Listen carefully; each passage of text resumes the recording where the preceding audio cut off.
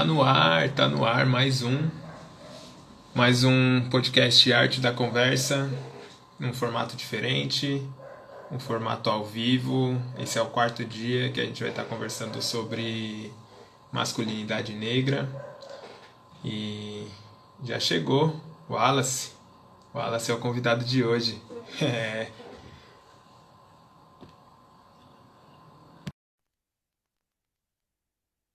Cola na grade. Fala, Gui, tudo bom? E aí, irmão, beleza? Tranquilo, e você? Certo, certo, mano. Massa, massa. Chegando aí, só contextualizar que esse é o quarto dia do que a gente está tratando do assunto masculinidades negras. A gente conversou já com o Caio no primeiro dia, o Wellington no segundo, e ontem foi o Alan. E hoje é com você, o último dia também, fechando com chave de Legal. ouro aqui a Mó semana. responsa, hein, mano? Mó responsa isso aí, hein? O pessoal já falou pra caramba aqui, já não Então, já não sei mais o que eu posso contribuir, né, nessa, né? Porque eu acompanhei alguns dias aí, tava bem legal, bem forte aí, bem interessante aí a conversa. sei. Sim, valeu. E sempre, mas sempre tem, mano. Sempre tem para agregar, porque cada um tem uma experiência particular própria, né, mano? Sim, Então é isso. A gente vai falar um pouco dessa experiência, eu quero trazer aqui pra galera. E tem uma questão que a gente não abordou nos outros dias que eu quero falar com você também. Então, acho que vai dar para agregar legal. boa. Lembrando que a gente tem, o podcast tem uma campanha de financiamento coletivo, é lá no apoia.se arte da. Lá tem contribuições a partir de R$ 2, é um financiamento contínuo, onde você contribui com um valor X e aí aquele valor vai ser uma colaboração mensal que você vai fazer com o podcast, que aí possibilita que a gente continue produzindo esse tipo de conteúdo, é, e, sei lá, levar esse bate-papo que a gente faz aqui, essa conversa para mais pessoas, né? Então é isso, a Boa. campanha é apoia.se barra arte da conversa. É isso, mano. Vamos direto pro assunto. Eu quero, na verdade, primeiro você se apresenta aí, fala um pouco de você, o que você faz atualmente, conta um pouco da sua experiência rapidamente, que aí a gente já manda vir no assunto já. Bem-vindo. Massa, massa. Obrigado, agradecido aí pelo convite, pela possibilidade de poder trocar uma ideia. Meu nome é Wallace, eu sou ator, escritor e diretor de audiovisual, né? Basicamente, para não me alongar muito, fiz alguns trabalhos no teatro com uma galera, né? Zé Celso, Antunes Filho, Leonardo Casarec. Dentro da literatura, acabei de publicar o meu primeiro romance, que se chama Fragmentos de um Homem Só, que fala sobre as experiências de homens negros. Basicamente, a gente pode até usar ele como mote aqui para a conversa. Com E certeza. no audiovisual eu fiz alguns trabalhos, como uma série chamada Quebradas em 10 Minutos, um projeto de música no audiovisual chamado Vozes Negras, e alguns documentários, como Fragmentos de um Homem Só também, que é um documentário que eu fiz quando estava produzindo o livro, e alguns curtas, né? Enfim, para não me alongar, é basicamente isso, né? Além de já Da ter contribuído com alguns coletivos, né? O coletivo Candeia, do audiovisual, de ter uma produtora chamada Entre Nós, que a gente produz muito conteúdo voltado para essa temática negra e, enfim. Legal, legal. É isso, mano. É, E você tem um canal também que o pessoal consegue acessar lá, acessar algumas coisas que você produziu também, né? Canal no Sim, YouTube. Tem dois canais, né? O da Entre Nós. Então, da Entre Nós tem bastante coisa que a gente produziu, como a série Relatos, né? Que é uma série poética. Então, em 2017, eu e o Bruno, que é um dos fundadores da produtora, nós produzimos uma série de conteúdos, né? Desde do Vozes Negras ao Quebrados em 10 Minutos. E no YouTube você pode acessar Entre Nós Produções ou jogar Vozes Negras, você vai achar um conteúdo vasto.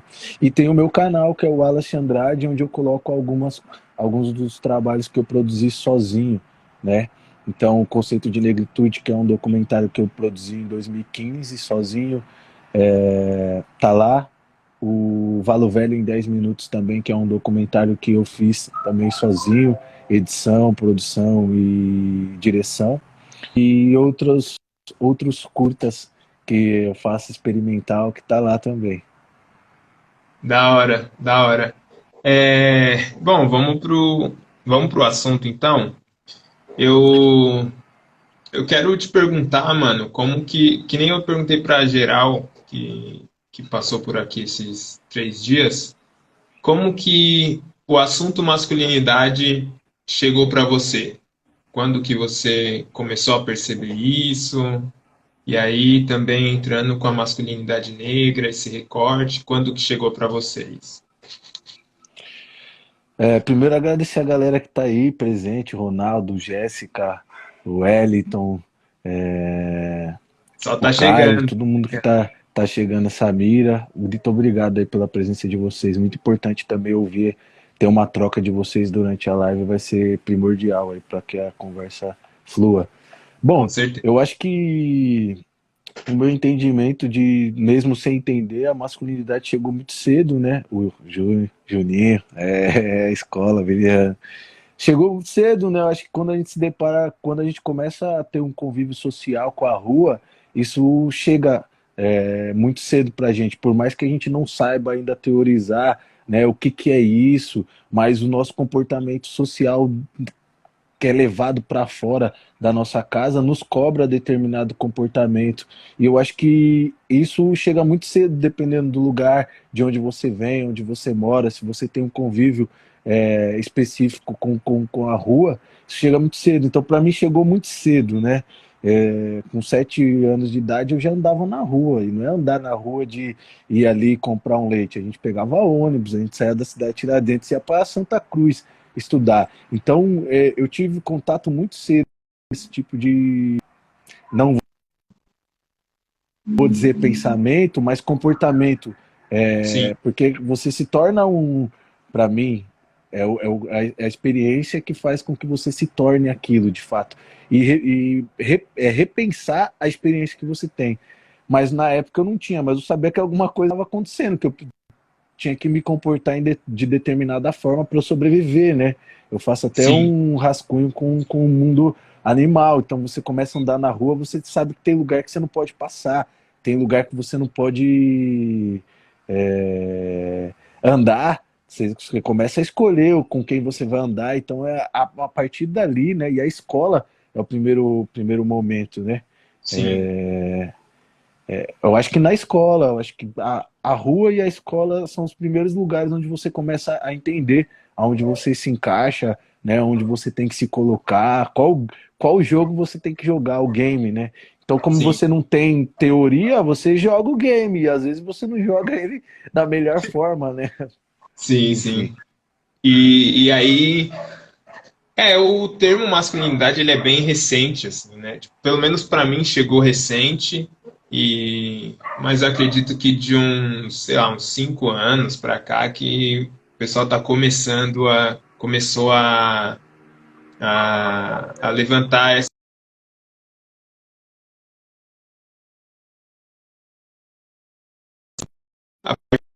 movimento das mulheres, né?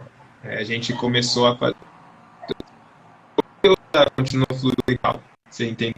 Tava me ouvindo? Agora eu tô ouvindo, vou até aqui mudar de lado para ver se flui melhor aqui. Tá me ouvindo? Tô, tô. Legal. Não, você pegou um ponto que é interessante. Eu falei que a masculinidade, acho que tá, esse tema, acho que tá conosco, né, porque parece que é recente a discussão, né, mas eu acho que de alguma forma ela já está dentro do nosso imaginário desde que a gente começa a sobreviver na rua. Eu acho que é importante falar disso, porque às vezes a gente cria uma ideia de que um tema ele tá sendo, ele começa a ser dito só quando ele toma alcance. Mas o tema, por si só, ele já está conosco há muito tempo, né? Enfim. Sim. E como que foi para você é, na sua formação de escola e tanto a formação na rua mesmo, assim, como que era essa masculinidade? Como que você tinha que se comportar e quando que você começou a refletir que se aquela masculinidade estava te fazendo bem, tava te prejudicando de alguma forma, sabe? Não estava sendo saudável. Você teve esse momento que você começou a refletir e falar, puta, aquilo lá que eu reproduzia ou que aquele tipo de comportamento não, mano, não tava me fazendo bem, mas eu fazia por causa do meio, né? Como que foi a sua formação? Então, eu comecei, acho que de alguma forma até, você até acompanhou isso, né? Sim, A gente sim. cresceu junto. Então, acho que durante um momento muito cedo, porque eu comecei a entender que eu não me encaixava muito com o universo no qual eu convivia no sentido de me relacionava mesmo. Então, Sim. às vezes eu reproduzia determinado comportamento, mas eu fazia isso para chegar numa normalidade, né? Tipo, Uhum. todo mundo joga bola, eu vou jogar bola, né? Sim. Que não é o caso porque eu sempre gostei de jogar bola, mas eu falo como exemplo, né? E em determinado momento a gente começa a perceber que não é a nossa natureza. Tem um cara, sempre tem um cara que é mais conversado, sempre tem um cara que é mais habilidoso e a gente tenta seguir uma regra, que é a regra do sucesso, né? Eu acho que o Sim. nosso mundo, o capital é isso, né? Existe um modelo de sucesso e a gente quer seguir esse modelo. Mas às vezes a gente não está dentro desse tipo de modelo, não quer dizer que a gente não vai fazer sucesso. E eu acho que é muito difícil a gente encontrar a nossa individualidade. E durante determinado momento da minha adolescência, eu tentei seguir um caminho, que era um caminho de sucesso, que era o caminho que eu observava na rua, de amigos, de primos, né? E aí, de repente, eu comecei a entender, pô, eu não sou esse cara, né? Eu tenho determinados atributos, mas eu não sou assim. E fator preponderante acho que foi o teatro, né? É. Porque eu não me encontrei na minha adolescência no sentido que dançava, gostava de dançar e tudo mais, já é arte, né? Dançar é arte, né? Mas quando eu fui para o teatro, eu comecei a descobrir outros pensamentos, outras ideias, comecei a ler, né? E isso abriu outro caminho. Mas eu acho que desde do ensino médio, assim, eu comecei a compreender que não era muito o meu universo. Eu fazia uma amarra de durão, mas eu não era o durão, né? Não É. era, né? Eu sempre. Por isso que para mim foi muito fácil descobrir o teatro, porque eu sempre atuei, né? Tinha que Sim. ser o durão, tinha que ser, né, tal, né, esse negócio de briga, escola, então né, eu dei muito problema nesse sentido. Mas ao mesmo tempo eu fazia aquilo, mas eu não era aquilo, né? E eu comecei a perceber, e muito cedo, eu acho que com uns 16, 15 anos, eu comecei a entender que aquilo não era meu universo. Mas é difícil quando você não tem muita referência para entender aonde você está e para onde você tem que caminhar. E ninguém descobre, né? Não tem fórmula, cada um descobre sozinho, né? Sim. Enfim. Não, pode crer, mano. Você falou isso aí e, tipo, é uma coisa que eu acompanhei mesmo. E a gente percebia, pelo menos eu vou falar por mim, assim, a gente percebia que às vezes era um comportamento mais para perseguir esse ideal de sucesso mesmo, tá ligado? Mas você sempre foi um cara que, tipo, pô, era um cara mais, tipo, intelectual, assim, de ler livros, tá ligado? Você tinha essa pegada mais com a arte, mas ao mesmo tempo você não conseguia, ali dentro do nosso círculo, demonstrar isso, tá ligado? Expressar isso. Então, acho que quando você foi pro teatro, foi quando eu percebi também que deu essa mudada, assim. Falando de mim, mano, na minha adolescência, cara, eu vou te falar que eu tava perdidão, tá ligado? Eu era perdidão, mano. Eu sabia que eu tinha ali o meu estilo e tal, mano, sempre me considerei, tipo, que me vestia bem pro nosso estilo, para quem dentro do nosso círculo ali. Então, tava de certa forma ligado à moda também, tá ligado? À aparência, essas coisas. Mas, mas eu não, também não me entendia ali, tá ligado? Porque eu tinha popularidade porque o nosso grupo era popular na escola. Mas também não era o cara do destaque, tá ligado? Eu ficava meio que andando na onda ali da popularidade do grupo, mais assim. É, tinha uma coletividade com as minas também, tá ligado? Mas nunca me senti com autenticidade, tá ligado? Naquela época, na época de escola, assim. Eu, eu tinha uma autoestima que até certo ponto, aparentemente, assim, eu acho que eu atuava também bem, tá ligado? Porque parecia que minha autoestima era bem foda, assim, mas às vezes era só atuação mesmo, tá ligado? Só pra mostrar que eu tava ali inserido. Tipo, eu não era um dos caras que ficava que, que as meninas olhavam, tá ligado? Mas, e, na verdade, eu fui descobrir isso depois, mano. Depois, assim, que, tipo, mais velho e tal, a gente fez uma reunião, reencontrou algumas pessoas, e aí, e aí, umas meninas comentaram, nossa, você era, parecia o Chris Brown e tal, tipo, todo mundo era. Tinha umas meninas que era sua fã não, né? Mas, tipo, queria ficar com você e tal. E eu nem sabia, mano, mas por quê? Porque minha autoestima não era o que eu mostrava ser, tá ligado? Então isso me perseguiu por um bom tempo, assim, mano. Eu acho que o É, lance da masculinidade, se eu, se eu pego lá atrás, assim, era esse lance do buscar o sucesso também, só que não autêntico, né, mano? Não um sucesso genuíno, tá ligado?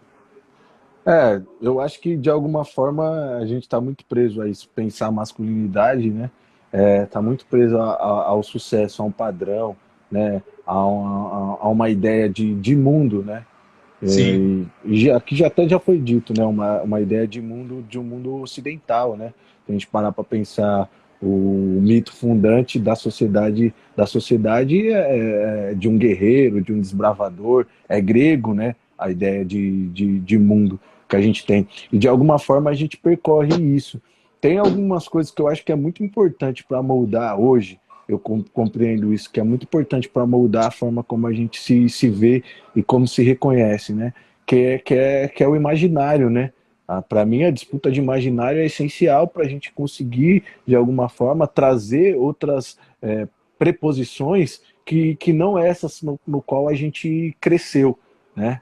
No qual sim, sempre no qual sempre esteve enraizado dentro do comportamento masculino e que de alguma forma também acaba indo para um comportamento feminino, porque a ideia de machismo, né, a gente às vezes pensa que está só inserida dentro de um comportamento masculino, mas ela invade toda a sociedade, né? Então, muitas vezes a gente se depara com não só héteros, né, vários gêneros reproduzindo esse tipo de comportamento, porque sim, é para além do homem, né, a ideia do machismo, né? É uma sim, sim, construção social que está para além. Claro que pega muito mais o homem porque é uma relação de força, né?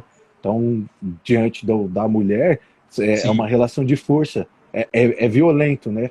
como a construção do machismo e da masculinidade pautada nesse sentido se dá. Porque você tem que ser viril, você tem que ser alguém que atinge determinado sucesso, né? Então, para mim, o sucesso está muito ligado à ideia de masculinidade, né? Claro que existem outras formas e a gente está descobrindo. Quando você fala que a partir de 2015 como você começa a ter contato, começa a ouvir, eu acho que a sociedade por si só começa a entrar num outro movimento de concepção de que essa construção masculina de masculinidade não está funcionando, muito embora por conta de várias teóricas, mulheres, bell hooks, enfim, outras mulheres que debatem o tema já há algum tempo, né? Não que nós não tenhamos homens discutindo masculinidade, porque se a gente for pegar Du Bois, ele está falando sobre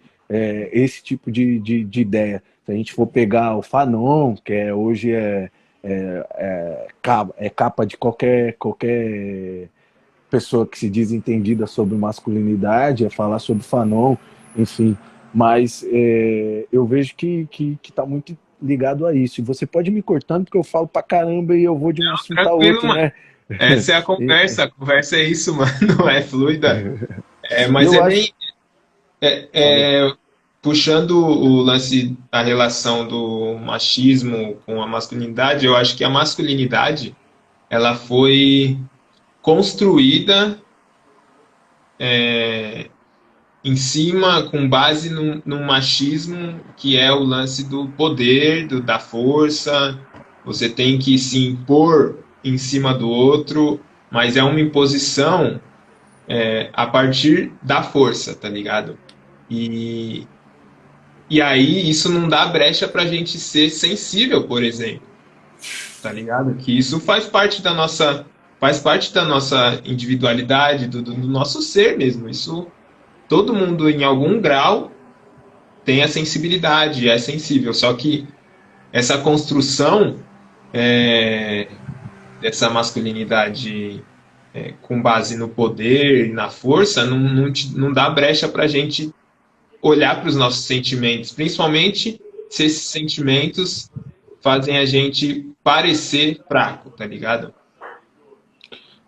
Eu vejo também por esse caminho, né? E historicamente também é uma construção. Quando a gente vai falar de masculinidades negras, né, eu sempre pego o processo histórico. Se a gente parar para pensar que durante o processo histórico mundial, o negro não era visto como humano, né? Hoje em Sim, dia existe um debate muito forte sobre a humanidade, né? Mas durante um processo da civilização histórica, o negro não era visto como o humano, né? Ele não tinha essas sensibilidades que a gente está discutindo aqui.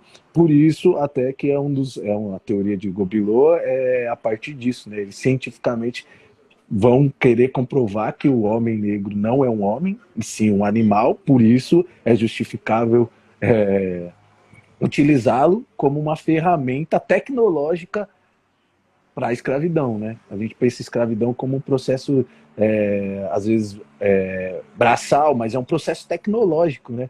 Enfim, pode crer. e se a gente parar para pensar durante a construção do mundo, a religião tem uma força muito grande no sentido de tirar do ser humano o sentido. Né? Eu falo isso que é a construção religiosa e a construção religiosa que pautou o mundo, e eu não estou aqui querendo levantar a bandeira para a religião, mas é um processo histórico, né? Sim, sim. De que o prazer, a sensação, o sentir é um problema, porque quanto mais você se descobre, mais você tem domínio de si mesmo. E ter domínio de si, né, é um problema quando a gente fala de controle social. Então é sempre importante pensar isso. E aí, se a gente pega a construção de masculinidade negra, é um problema porque a gente está pautado numa construção eurocêntrica de um universo branco, né? Então, a ideia de mundo do homem branco, de civilização do homem branco, é essa, né? E nós, homens negros, de alguma forma, somos pautados e bebemos dessa fonte, né? Mesmo que essa fonte de alguma forma não é propícia a nós, por vários sentidos, porque dentro de uma escala social a gente não está exercendo o poder, mas a gente exerce poder dentro da escala social que a gente tem, e do confronto com a mulher, né? Feminino e Sim. masculino.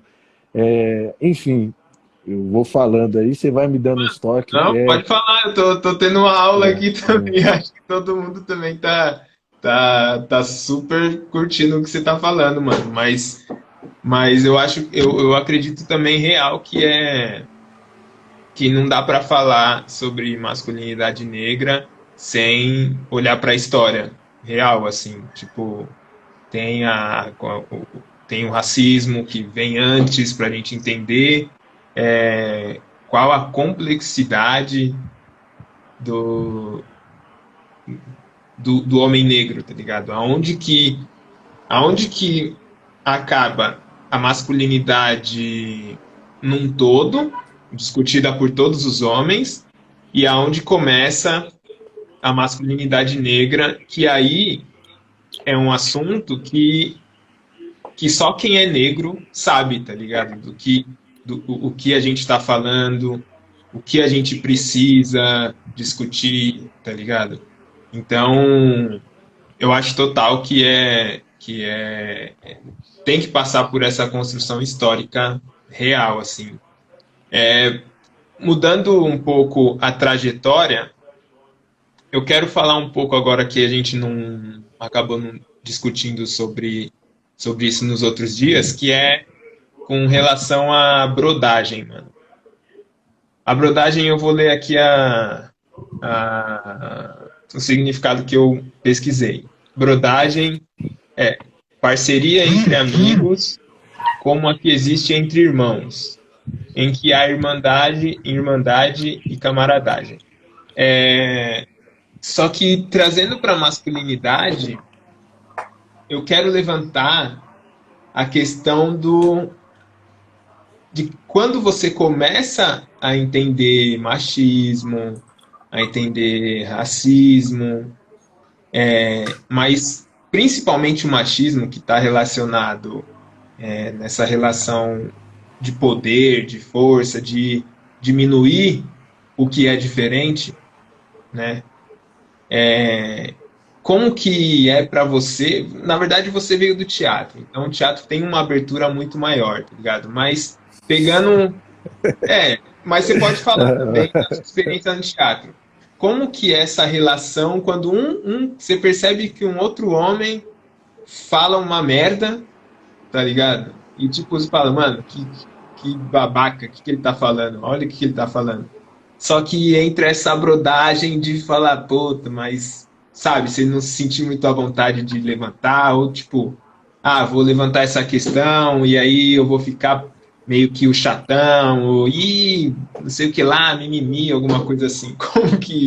Como que foi essa experiência com isso? Porque eu, particularmente, isso me incomoda muito, mas eu ainda tenho dificuldade de apontar, tá ligado? Então, talvez possa até ter um pensamento talvez um pouco diferente nesse assunto, porque eu entendo também o mundo que a gente está vivendo e a necessidade de se contrapor a determinadas narrativas, a determinados discursos, mas ao mesmo tempo eu sempre tento entender o processo, né? Que Uhum. às vezes a gente acha que porque a gente entendeu determinadas coisas, as pessoas têm que entender as coisas como a gente entendeu e no momento que a gente entendeu. E às vezes isso é uma falácia, porque a gente demorou talvez 20 anos para entender determinadas coisas, né? E eu Sim. começo sempre no sentido de, tipo assim, tentar entender, né? Não quer dizer que. Porque às vezes a gente confunde o que quer passar. Eu vou até ser mais específico, a gente fala de passar pano, né? Mas Sim, o que é total, passar pano? Porque a gente total. confunde. Às vezes a gente cai muito num lugar muito fácil e num lugar muito cômodo, que é naquele lugar do julgamento por si só, sem entender o processo que é. Eu posso falar de um processo que ocorreu ano passado durante o teatro, né? Eu estou na escola de arte dramática e a questão era sobre determinado comportamento de uma pessoa, de um cara. E eu andava com o cara. E andar com o cara não quer dizer que eu não cobre dele. Agora, não quer dizer que o que você imagina como cobrança é o que eu faça, né? E aí é que, para mim, existe uma via de uma bifurcação ali. E a gente precisa, talvez, entender isso. Porque, às vezes, para mim, ou para alguém, o falar ou passar pano é não fazer textão. E, às vezes, não é no textão que o confronto se dá. Às vezes é no tete a tete, às vezes é na conversa. E o mais importante, né? Às vezes a gente não vai mudar a pessoa a partir disso, né? Acho que é uma série de coisas que a gente, de atitudes que a gente tem e de comportamentos que pode servir podem, não quer dizer que vai ser o exemplo, porque às vezes a gente acha que a gente é Jesus Cristo, né? Que a gente vai salvar todo mundo, vai pegar todo mundo no braço, né? E quem não pegar, porque senão a gente acaba fazendo tudo que a gente condena, né? A gente sempre fala do ex-presidiário, né? Ah, o ex-presidiário está preso, mas quando ele sai, ele não é socializado, porque ninguém acredita que ele pode se tornar uma boa pessoa. E como é que a gente socializa? E isso já é uma ideia elitista, um pensamento soberba sobre elitizar alguém, né? Entendendo que em determinado momento você esteve no mesmo lugar que a pessoa. Então, acho que existe essa variante, mas como é que a gente pensa isso? Porque é muito fácil cair no lugar comum de dizer passar o pano, né? Então tá, então eu não ando com ele, aí eu coloco ele, eu jogo ele na nau dos loucos. Então, ele teve uma atitude incompreensível a partir do mundo que eu tenho hoje, então eu não colo mais com esse irmão, porque esse irmão tá ramelando, e o que vão dizer de mim sobre esse irmão, né? Ah, então eu colo, não quer dizer que o colar ou não colar você não está dizendo. Isso tem que ser pensado como a ideia se desenvolve, né? E foi uma das coisas que eu apontei. O eu andar com a pessoa não quer dizer que eu não fale. O eu andar com alguém que comete uma ilicitude, eu vou sempre para a criminalidade, está muito mais próxima, né? Se você conhece alguém que faz uma ilicitude, você falar para ela, não vai roubar, vai resolver a questão?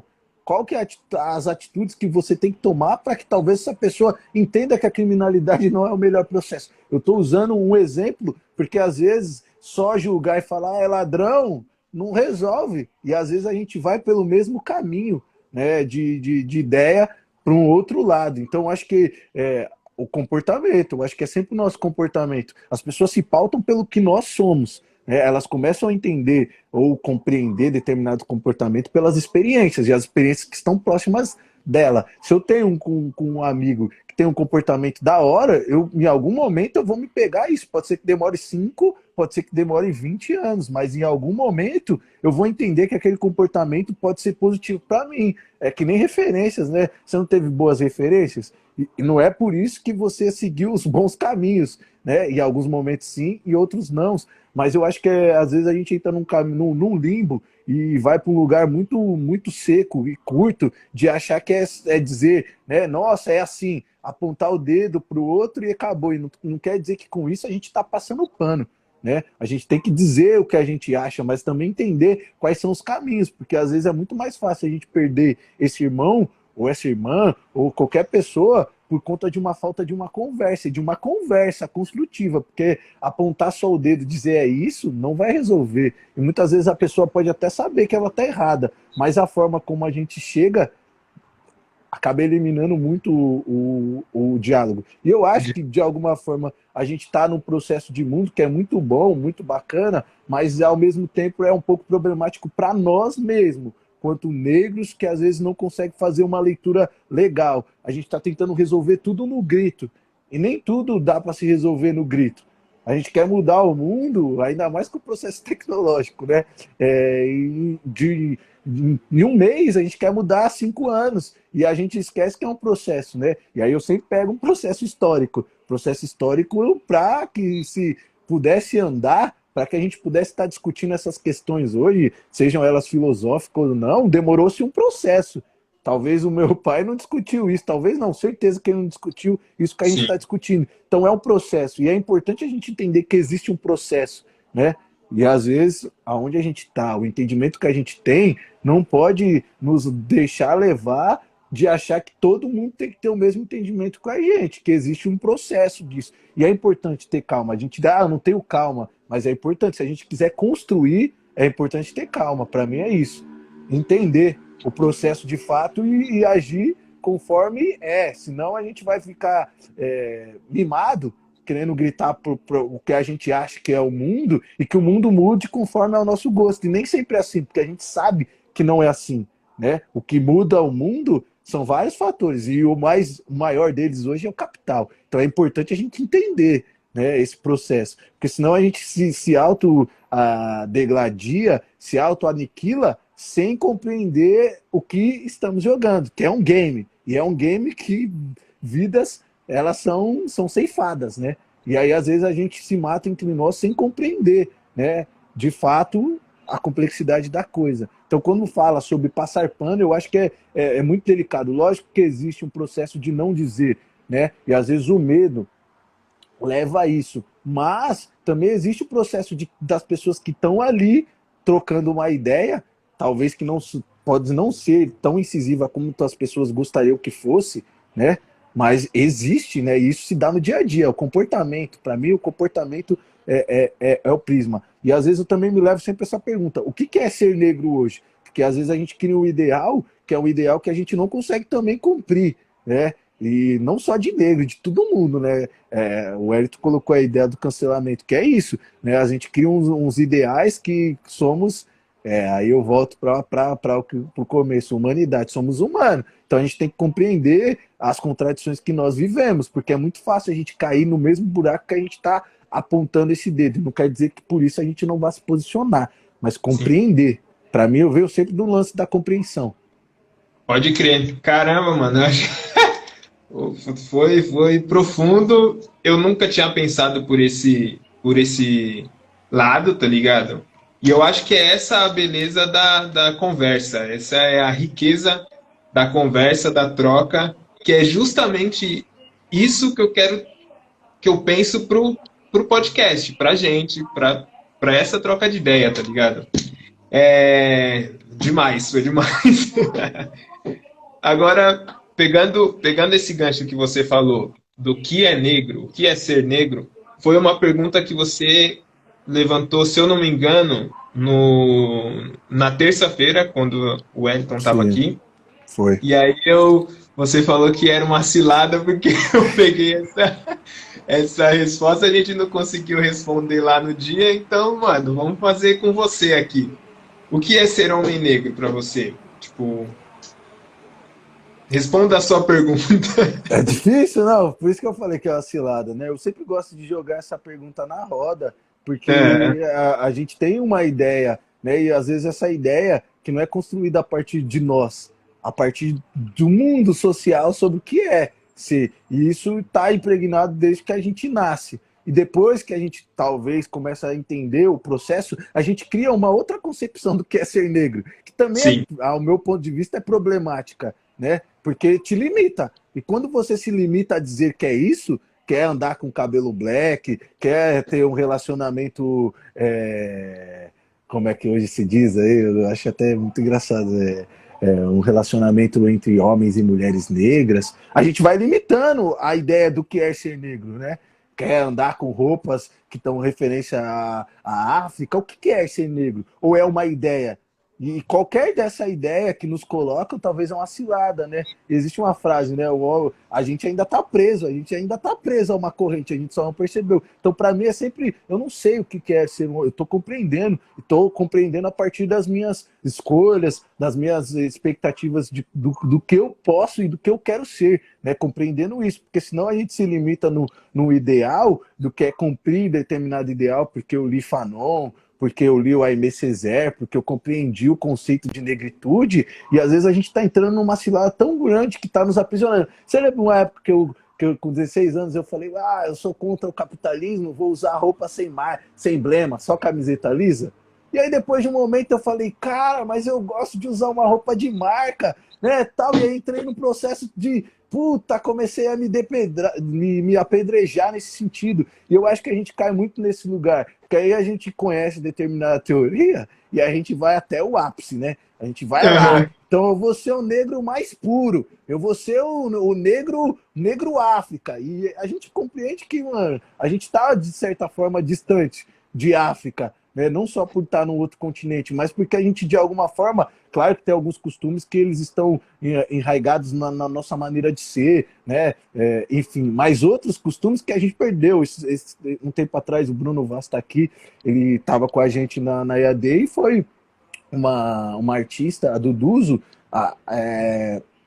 que foi lá cantar conosco e falar um pouco sobre a vivência dela. Ela de África do Sul, e você vê que de alguma forma a gente perdeu uma certa conexão. Não está em tudo, né? A gente tem uma conexão muito forte, mas não somos africanos. Isso é o ponto base, né? E a partir daí, como a gente se pensa como negro em diáspora, né? Porque para mim o grande lance é esse. A gente talvez não vá buscar o que foi um dia, mas a gente tem uma ancestralidade que vem de lá. Mas pensando no que somos, como podemos viver, né, em sociedade e ser quem somos de fato? E às vezes eu acho que tem Sim. alguns clichês que nos colocam em alguns lugares que não dão possibilidades da gente ser quem somos, né? Então eu acho que do que é ser negro é ser o que você quiser, né? E aí é a problemática social do mundo, se a gente for fazer a leitura do que é ser o que você quiser, né, cara? Sei lá. A gente tem várias referências sobre filmes, sobre tudo, né? A gente pode ver, sei lá. Enfim, tô dando risada aqui, mas um filme Tá, muito tô dando bom. risada aqui que os caras estão. O Wellington falou aqui. Eu sou um deus africano. É, é isso aí. O Caio falou isso e agora já era. Mas mano. Todos somos deuses, na verdade, né? Eu, E eu vou dizer o contrário. exatamente. O Caio falou aqui, eu acho que ser um homem negro é um universo, porque tem um homem negro que é imposto, o que estão esperando, o que sentimos e por aí vai. Eu acho que bate muito com o que você falou, né, mano? Ser negro é ser você, tá ligado? Tipo, que ainda é difícil, eu não vejo muito avanço assim no sentido de entender as individualidades, sabe? Enxergar o outro como um indivíduo que é tipo é diferente de mim, pode ser da mesma cor de pele, pode ter a mesma altura, pode ser o mesmo gênero, enfim, mas é um indivíduo, tá ligado? Ele vai ser diferente, não existe aquele indivíduo replicado em outro lugar, saca? E é isso que eu acho que ainda essa discussão ainda não chegou nesse patamar de individualidade, porque a gente ainda está muito preso nas questões que nos separam, tipo raça, gênero, tá ligado? Fenótipo. Então, tipo, sei lá, se um dia chegar nessa discussão de individualidade, de respeitar as diferenças, e sim, somos diferentes, e respeitar isso, tá ligado? Aí é mais alguns milhões de anos aí, talvez. Isso se Talvez o ser não, né? humano não se extinguir antes. Não, talvez não. Eu acho que esse processo talvez esteja um pouco mais próximo nesse sentido, né? Se a gente pensar que existe outros países que vivem com essa mesma questão que a gente de diáspora, né? E de alguma forma eles avançaram um pouco mais. Não quer dizer que estão muito, mas avançaram um pouco mais nesse sentido que nós, quando eu falo nós, falo o Brasil. Né? Então, eu acho que de alguma forma a gente pode avançar assim, basta nós querermos e as pessoas que estão pautando os debates se colocarem, né, nesse lugar. Porque às vezes é muito benéfico colocar o debate num lugar confortável. e não elevar, conforme você diz, né? Mas eu acho que é um processo de entendimento, né? Porque é isso. Para mim, a negritude, já que eu falei do conceito de negritude, a negritude ela não se dá só na questão da cor, que é onde você mesmo diz que a gente está preso, né? A questão da cor, ou se a gente for pro lance do gênero. Para mim, a negritude ela tá com você, sabe? A partir de qualquer coisa, do que você escuta, mano. Para mim, é você escutar Aretha Franklin, eu sempre tenho esse debate com o Hélito, né? Como é que você se reconheceu um negro? E às vezes as pessoas vão para esses lugares aí de, puta, eu me reconheci negro como eu passei por uma situação tal de racismo. E aí é uma incompreensão, porque eu fico, porra, mano, eu posso não saber qual era o termo, mas eu me reconheci negro quando eu vi no quintal de casa, tava tendo um samba. Eu não sabia o que era aquilo, mas eu entendi que aquilo para mim pulsava para além de qualquer coisa. E ver os meus irmãos, minhas irmãs, pessoas próximas e pessoas que eu não conhecia, né? E compartilhando de algo no público, não estava ali no privado, né? E eu acho que a nossa ancestralidade está nisso, do público, né? Então as nossas danças, nossas festividades tá no público, não tá na relação do privado, né? Mesmo tendo a relação do indivíduo. Então, eu acho que muitas vezes a nossa conexão com a ideia de negritude está nessas coisas, sabe? No que você escuta, no que você come, no seu jeito de falar, e não para além do meu fenótipo. Porque tem gente que tem um fenótipo de negritude, mas a essência, o ligamento com aquilo já se perdeu há muito tempo, e é uma coisa que a gente precisa sempre buscar e entender de fato, né? Porque eu acho que são coisas diferentes até o fenótipo social, né, da ideia de negritude. Isso tá em tudo, tá no molejo, tá no corpo, tá na dança, né, mano? Se a gente Sim. pensar a africanidade ou a nossa ancestralidade, tá no corpo, mas hoje em dia a gente vê a negrada que não sabe dançar, sabe? Não tem molejo, esqueceu o balanço do navio, saca? Então é tipo assim, você fala, opa, já perdeu a conexão com aquilo que tá para além do fenótipo, né? Ainda mais Sim. pensando no mundo que a gente vive hoje, né? Você falou isso aí, eu acho real que a gente não tem a gente não tem muita referência do samba, da nossa cultura, assim, do nosso, do público nosso, assim, do que é público pra gente, o samba, a dança, a gente não tem isso como uma negritude, tá ligado? A gente não identifica isso como uma negritude, mas a gente se identifica, mas não sabe por quê, mas se identifica com o ritmo, porque a gente gosta e curte e tal. Só que a gente só é, tipo, lembrado que a gente é negro, lembrado da nossa negritude, muito quando a gente é seguido no mercado, como o Elton falou, ou quando a gente sofre algum outro tipo de racismo explícito ou estrutural, tá ligado? Aí a gente é lembrado que a gente é negro. Isso tá mudando e mano, ainda bem que tá mudando, porque a nossa cultura é muito rica, tá ligado? Tanto a nossa cultura que a gente trouxe de lá, que o nosso povo trouxe da África, e a nossa cultura que a gente construiu aqui também, saca? A música que a gente construiu aqui, a arte que a gente construiu aqui é muito rica e é muito importante a gente identificar a nossa negritude nesses aspectos positivos também. E não deixar ser construída uma negritude só pelo aspecto negativo, tá ligado? Sim, não, isso não é negritude a partir de um aspecto racial, social. Para mim, isso é uma colocação. Isso não é ser negro. Ser negro não é sofrer racismo.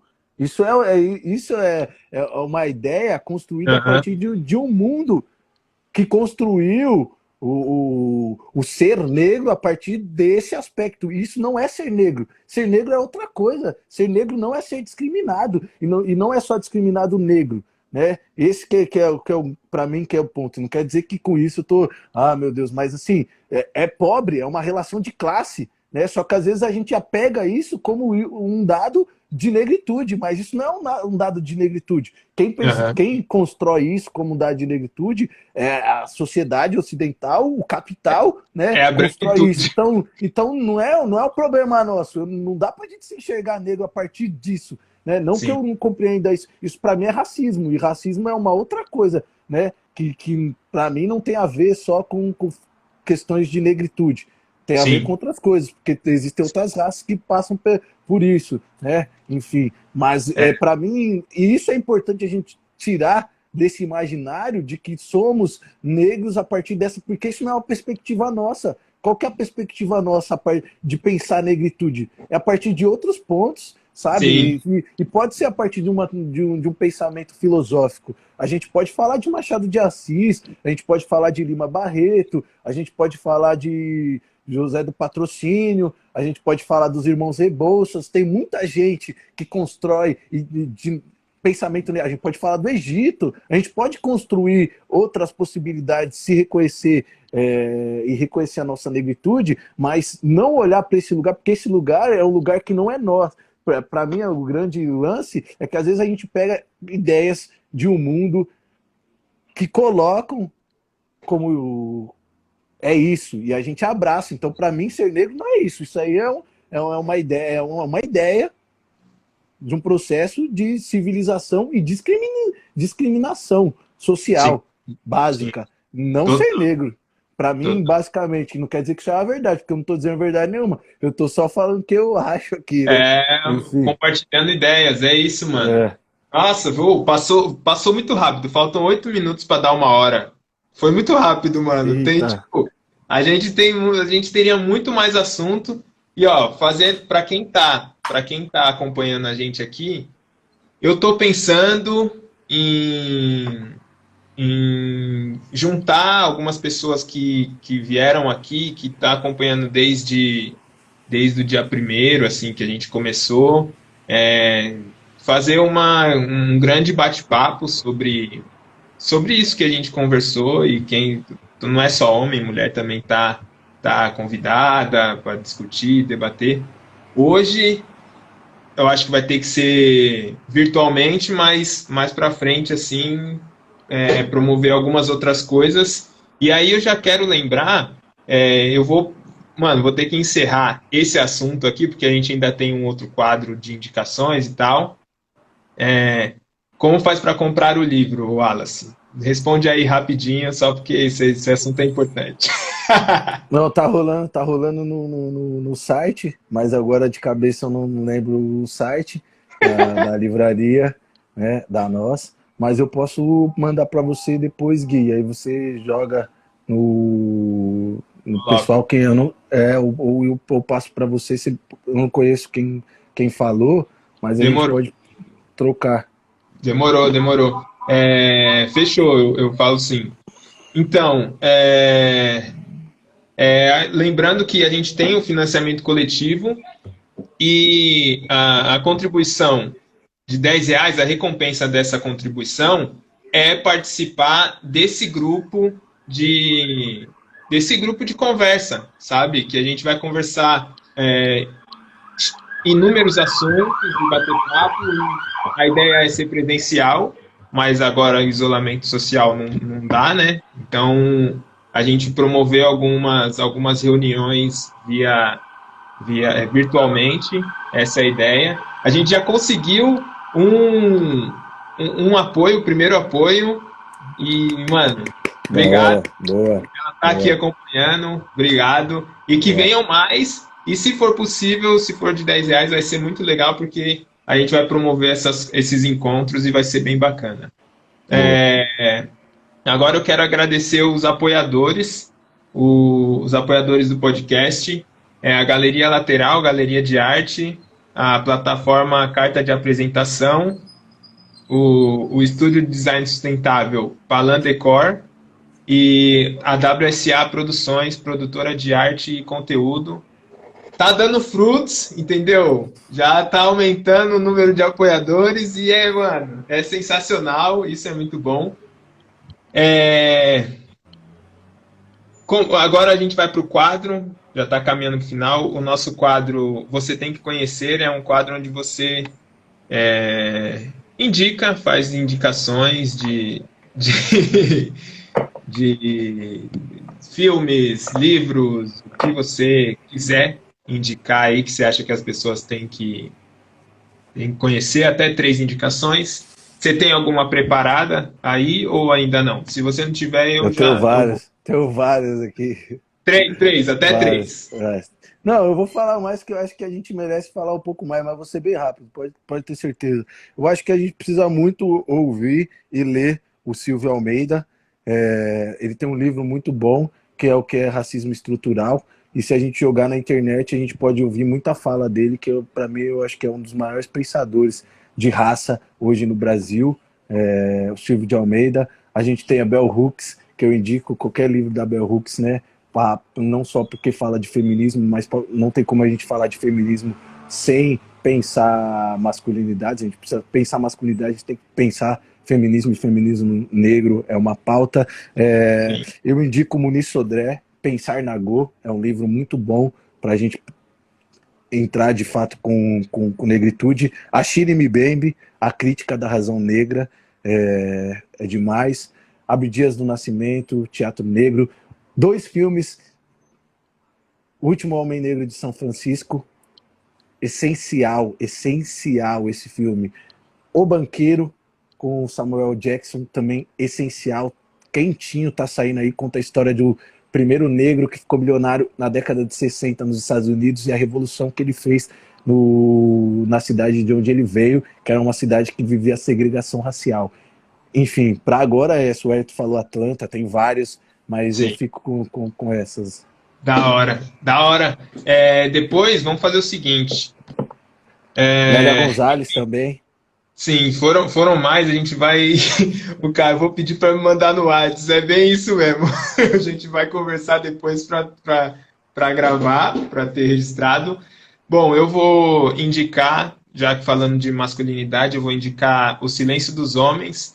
É um documentário produzido pelo canal Papo de Homem no YouTube. É 1 horinha de documentário, mas tem muita informação, tem muitas pessoas que estão discutindo esse tema aqui no Brasil, e eu acho que é muito bom assim para a gente seguir seguir esse caminho de discussão. Mais um muito importante, o documentário Fragmentos de um Homem Só. Jogue lá no YouTube, Fragmentos de um Homem Só, tem um documentário, Nego Val fala nele, o Wellington que está aqui também fala sobre masculinidade, sobre suas experiências. Boa, eu indiquei esse documentário quando vocês vieram aqui e falaram a gente conversou sobre escrita.